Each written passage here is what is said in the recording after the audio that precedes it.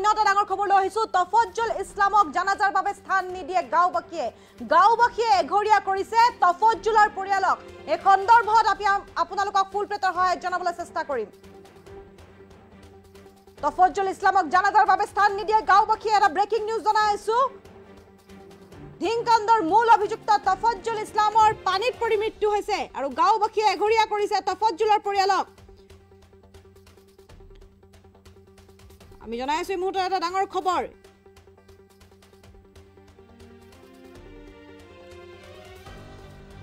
আৰু তফজ্জুলৰ জানাজা নকৰাৰ সিদ্ধান্ত লৈছে গাঁওবাসীয়ে ৰাজহুৱা কবৰস্থানত কবৰস্থ কৰিব নিদিয়ে তফজ্জুলক এটা ডাঙৰ খবৰ জনাই আছো কবৰস্থানত জানাজা কৰিবলৈ নিদিয়ে তফজ্জুলৰ কাণ্ডত লজ্জিত হৈছে ধিঙৰ বৰভেটি গাঁৱৰ ৰাইজে লাজ পাইছে বৰভেটি গাঁৱৰ ৰাইজে আৰু পুৱতি নিশা মৃত্যু হৈছে ধিংকাণ্ডৰ মূল অভিযুক্ত তফজ্জুলৰ পানীত পৰি মৃত্যু হৈছে তফজ্জুলৰ আৰক্ষীৰ জিম্মাৰ পৰা পলাওতে পুখুৰীত পৰি মৃত্যু হৈছে তফজ্জুলৰ এটা ডাঙৰ খবৰ জনাই আছো তফজ্জুল ইছলামক জানাজাৰ বাবে স্থান নিদিয়ে গাঁওবাসীয়ে এঘৰীয়া কৰিছে তফজ্জুলৰ পৰিয়ালক তফজ্জুলৰ জানাজা নকৰাৰ সিদ্ধান্ত কবৰস্থানত জানাজা কৰিবলৈ নিদিয়ে তফজ্জুলৰ আৰু তফজ্জুলৰ কাণ্ডত লজ্জিত ধিঙৰ বৰভেটি গাঁৱৰ ৰাইজ আজি পুৱতি নিশা মৃত্যু ধিংকাণ্ডৰ মূল অভিযুক্ত তফজ্জুলৰ আৰক্ষীৰ জিম্মাৰ পৰা পলাওতে পুখুৰীত পৰি মৃত্যু হৈছে তফজ্জুলৰ তদন্তৰ বাবে আৰক্ষীয়ে লৈ গৈছিল আৰু পুৱতি নিশা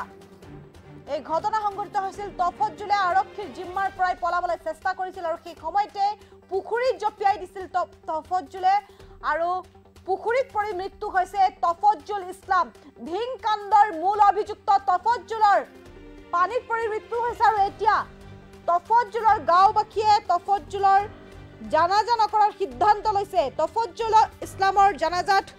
কোনো গাঁওবাসী নাযায় আৰু গাঁওবাসীয়ে এঘৰীয়া কৰিছে তফজ্জুলৰ পৰিয়ালক তফজ্জুলৰ জানাজা নকৰাৰ সিদ্ধান্ত কবৰস্থানত জানাজা কৰিবলৈ নিদিয়ে তফজ্জুলৰ আৰু তফজ্জুলৰ কাণ্ডত লজ্জিত হৈছে ধিঙৰ বৰভেটি গাঁৱৰ ৰাইজ আজি পুৱতি নিশা মৃত্যু হৈছে ধিংকাণ্ডৰ মূল অভিযুক্ত তফজ্জুলৰ আৰক্ষীৰ জিম্মাৰ পৰা পলাবলৈ লওঁতেই পুখুৰীত পৰি মৃত্যু হৈছে তফজ্জুলৰ এটা ডাঙৰ খবৰ জনাইছো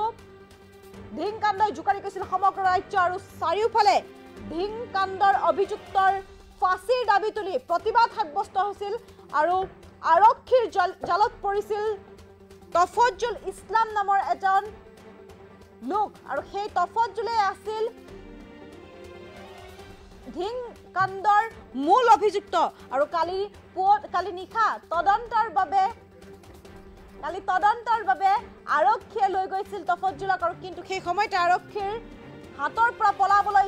চেষ্টা কৰোঁতে পানীত জপিয়াইছিল আৰু পানীত পৰি মৃত্যু হৈছে তফজ্জুলৰ আৰু এতিয়া তফজ্জুল ইছলামক জানাজাৰ বাবে স্থান নিদিয়ে গাঁওবাসীয়ে এঘৰীয়া কৰিছে তফজ্জুলৰ পৰিয়ালক তফজ্জুলৰ জানাজা নকৰাৰ সিদ্ধান্ত কবৰস্থানত জানাজা কৰিবলৈ নিদিয়ে তফজ্জুলৰ আৰু তফজ্জুলৰ কাণ্ডক লৈ লজ্জিত হৈছে ধিঙৰ বৰভেটি গাঁৱৰ ৰাইজ আজি পুৱতি নিশা ধিংকাণ্ডৰ মূল অভিযুক্ত তফজ্জুলৰ মৃত্যু হৈছে পানীত পৰি মৃত্যু হৈছে আৰক্ষীৰ জিম্মাৰ পৰা পলাবলৈ লওঁতেই পুখুৰীত পৰি মৃত্যু হৈছে তফজ্জুলৰ মন্তব্য আছে আমি মন্তব্য আগবঢ়াইছো হৈ গ'ল ধিঙত আমাৰ যোৱা পৰহি তাৰ যিজন মেইন অভিযুক্ত তফজ্জুল ইছলাম সেই ল'ৰাটো আমাৰ বৰভেটি গাঁৱৰ তো আমি বৰভেটি গাঁও হিচাপে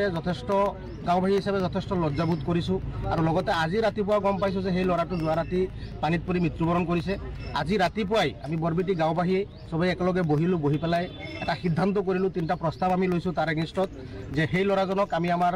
ইয়াত কবৰস্থান যিটো আছে তাত আমি জেগা নিদিওঁ আমাৰ ৰাইজৰ সিদ্ধান্ত এইটো তাৰপিছত তাৰ জানাজা আমি নপঢ়োঁ আৰু সেই পৰিয়ালটোক আমি সামাজিক হিচাপে এঘৰীয়া কৰিছোঁ আমি অপৰাধীৰ লগত নাই আমি সদায় ন্যায়ৰ লগত আছোঁ আমি গাঁওবাসী হিচাপে বিচাৰোঁ যে দোষীৰ শাস্তি হওক দোষী সদায় দোষী আমাৰ সমাজত দোষীৰ কোনো স্থান নাই আমাৰ ৰাজহুৱা সিদ্ধান্ত এইটো আমি চবেই ৰাইজে মিলি আজি ৰাতিপুৱা তাৰ মূল অভিযুক্ত তফজ্জুল আলী আৰু এয়া আছিল গাঁওবাসীৰ মন্তব্য গাঁওবাসীয়ে কৈছে যে অপৰাধীৰ কোনো স্থান নাই সেইখন গাঁৱত আৰু অপৰাধীক জানাজা নিদিয়ে গাঁওবাসীয়ে অপৰাধীৰ লগত কোনোদিনেই নাই গাঁওবাসী এইদৰে গাঁওবাসীয়ে মন্তব্য আগবঢ়াইছে আমাৰ লগত আৰু মন্তব্য আছে আমি সেই মন্তব্য আপোনালোকক আগবঢ়াইছো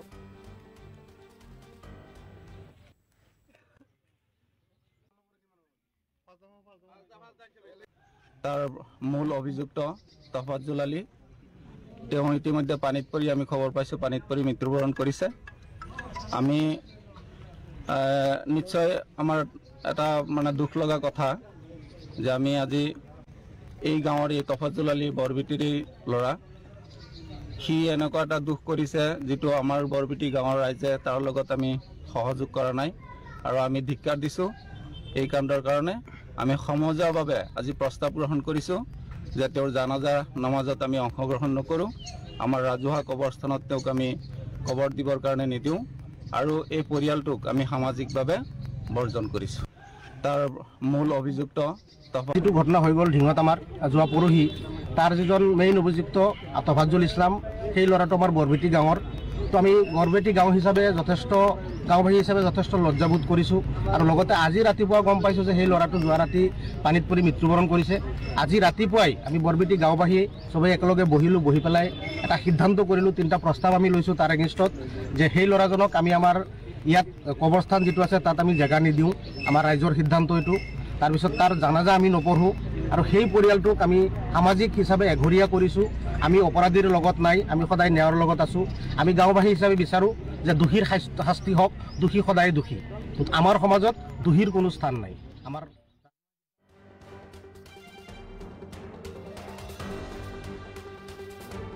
আৰু এয়া আছিল গাঁওবাসীৰ মন্তব্য। এটা ডাঙৰ খবৰ জনাইছোঁ যে তফাজ্জল ইছলাম ধিং কাণ্ডৰ মূল অভিযুক্ত আছিল তফাজ্জল ইছলাম আৰু সেই তফাজ্জল ইছলামক জানাজা নিদিয়ে গাঁওবাসীয়ে এঘৰীয়া কৰিছে। তফাজ্জলৰ পৰিয়ালকো এটা ডাঙৰ খবৰ জনাইছোঁ, গাঁওবাসীয়ে জানাজা দিব নিদিয়ে ৰাজহুৱা কবৰস্থানত তফাজ্জলক। আজি পুৱতি নিশা মৃত্যু হৈছে ধিং কাণ্ডৰ মূল অভিযুক্ত তফাজ্জলৰ। আৰক্ষীৰ জিম্মাৰ পৰা পলাবলৈ লওঁতেই পুখুৰীত পৰি মৃত্যু হৈছে তফাজ্জলৰ আৰু এতিয়া গাঁওবাসীয়ে সিদ্ধান্ত লৈছে যে তফাজ্জল ইছলামক জানাজাৰ বাবে স্থান নিদিয়ে গাঁওবাসীয়ে এঘৰীয়া কৰিছে তফাজ্জলৰ পৰিয়ালক। তফাজ্জলৰ জানাজা নকৰাৰ সিদ্ধান্ত আৰু কবৰস্থানত জানাজা কৰিবলৈ নিদিয়ে তফাজ্জল কাণ্ডৰ লজ্জিত হৈছে ধিঙৰ বৰভেটি গাঁৱৰ ৰাইজ। আজি পুৱতি নিশা মৃত্যু হৈছে ধিং কাণ্ডৰ মূল অভিযুক্ত তফাজ্জলৰ।